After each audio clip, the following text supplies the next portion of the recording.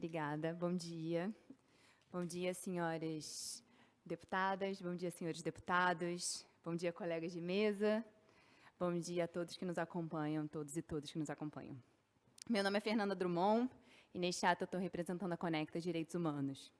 Eu agradeço a oportunidade de estar aqui compartilhando considerações para esse importante debate.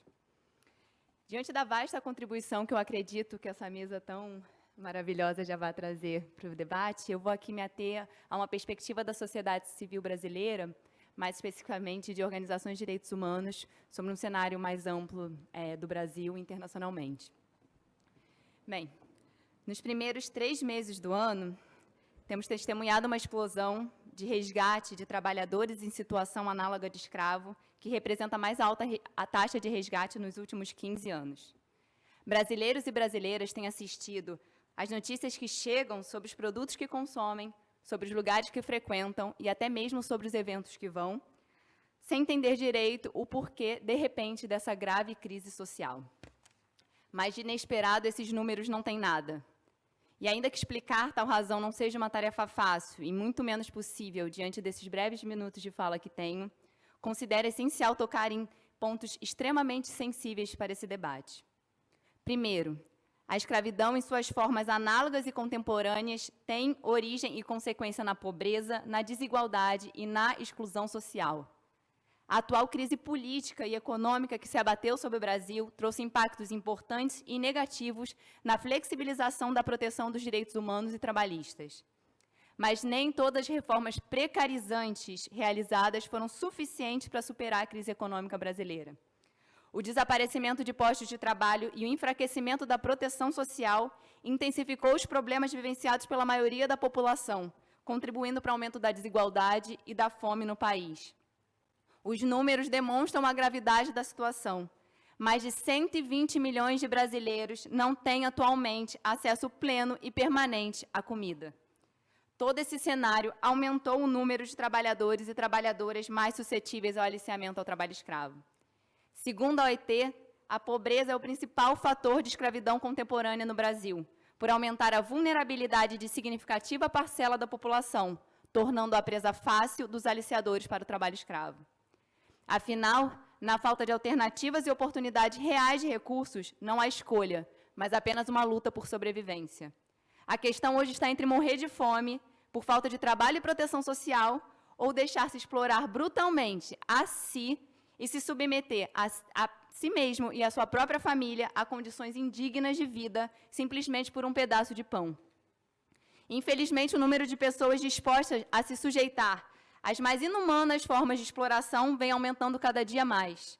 Segundo a OIT, o atual cenário de desaceleração econômica global deve forçar mais trabalhadores e trabalhadoras em todo o mundo a aceitarem empregos de menor qualidade neste ano. E não há quem falte para lucrar em cima desse exército de famintos.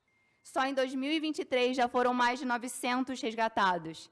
Em menos de 90 dias, temos narrativas tão chocantes e pesadas que nos permitem ter dimensão do horror da escravidão.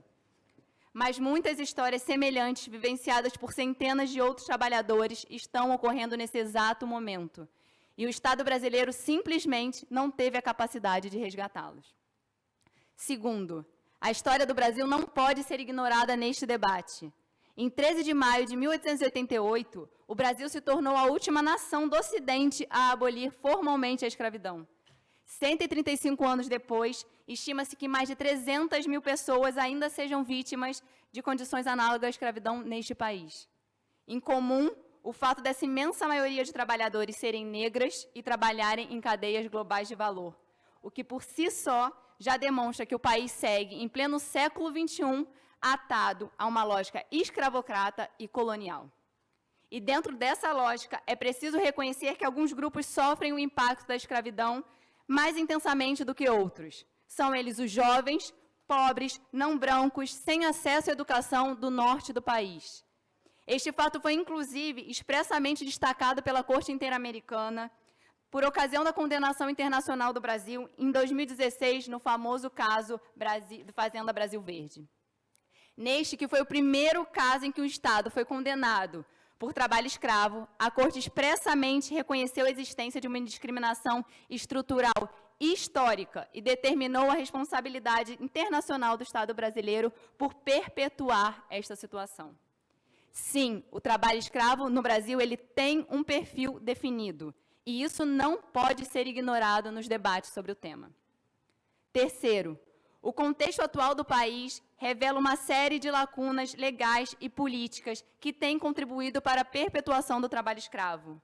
É fato que o Estado brasileiro tem se mostrado incapaz de responsabilizar os infratores e garantir uma reparação adequada às vítimas do trabalho escravo. Latifundiários, empresas e intermediários têm encontrado formas de evitar sua responsabilização, aproveitando-se das brechas legais que atrasam processos judiciais e contribuem para a impunidade. Entre 2008 e 2019, menos de 5% dos denunciados criminalmente experimentaram uma condenação definitiva. Na Justiça do Trabalho, a realidade não é diferente.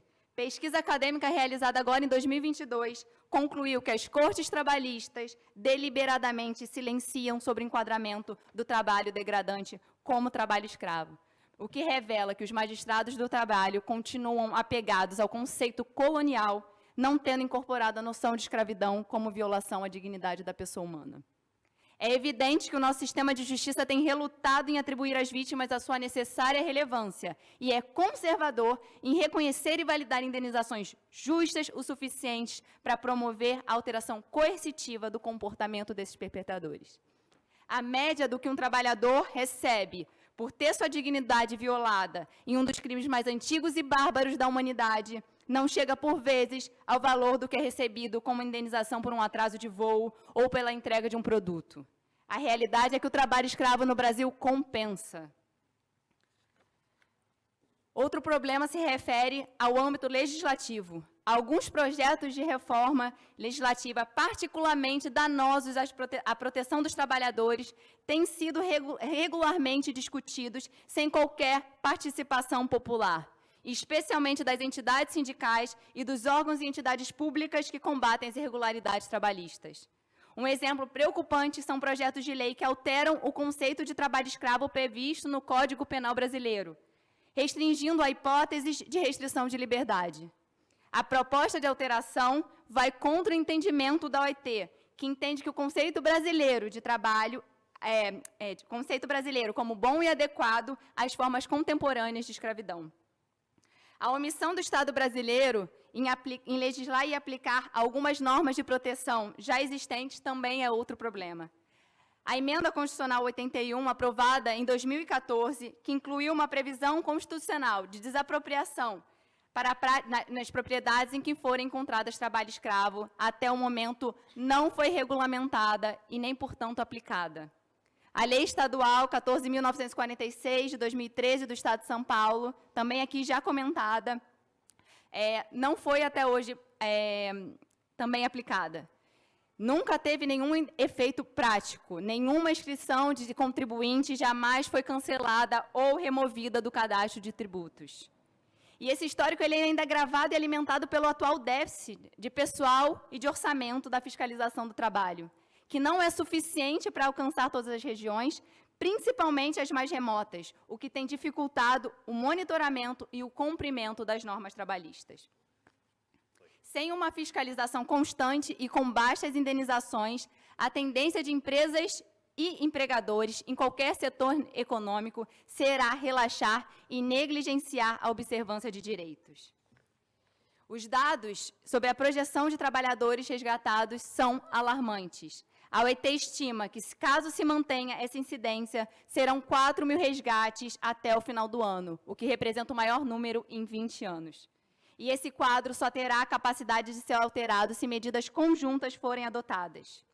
O combate ao trabalho escravo precisa ser enfrentado com seriedade.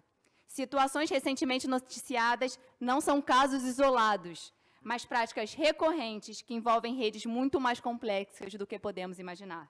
Isso demanda uma ação enérgica e dura do Estado brasileiro. Muitas jurisdições têm nos ensinado que os três poderes podem trabalhar em conjunto contra o trabalho escravo e a favor da dignidade humana. Neste sentido, inclusive, crescem o número de países que têm adotado legislações de devida diligência em direitos humanos, a exigir que as empresas que atuam no seu território assumam responsabilidade por violações que ocorrem em suas cadeias produtivas. Esta Assembleia pode e deve, de forma direta, ser mais ambiciosa em estabelecer instrumentos e obrigações para a garantia da não impunidade daqueles que ferem a dignidade dos trabalhadores neste país. Pedimos inovação e coragem dessa Casa para que se comprometa com o fortalecimento do combate ao trabalho escravo, fazendo com que o Brasil volte a ser referência no tema. Isso envolve medidas como a que foi tomada por esta bancada feminista ao protocolar a ação contra o governo do Estado de São Paulo. É certo que esta ação não porá fim ao trabalho escravo. Afinal, esse é um crime que exige medidas de prevenção e combate integrados sobre atos que constituem e agravam contextos de exploração e violência. Mas medidas como estas certamente contribuem para a alteração do quadro. Faz-se necessário ainda recordar que, afora todo o Sistema Nacional de Proteção, o Brasil tem obrigações internacionais de combater o trabalho escravo e está sendo cautelosamente observado pela comunidade internacional. Devemos avançar em defesa de uma proteção constitucional baseada em direitos humanos que garantam a dignidade de todos. Em pleno século XXI, não podemos admitir que o trabalho decente e os direitos humanos sejam desconsiderados em prol do lucro. Por fim, e não por isso menos importante, gostaríamos de cobrar que essa Assembleia Legislativa assuma um compromisso de valorização dos mecanismos de combate ao trabalho escravo, inclusive no que se refere à garantia de orçamento e de um efetivo de pessoal suficiente para esses mecanismos. Exortamos os senhores e senhoras deputados e deputadas a atuar neste sentido, assim como a votar contrariamente a todos os projetos de lei que coloquem em risco o direito de todos os trabalhadores e trabalhadoras. Muito obrigada.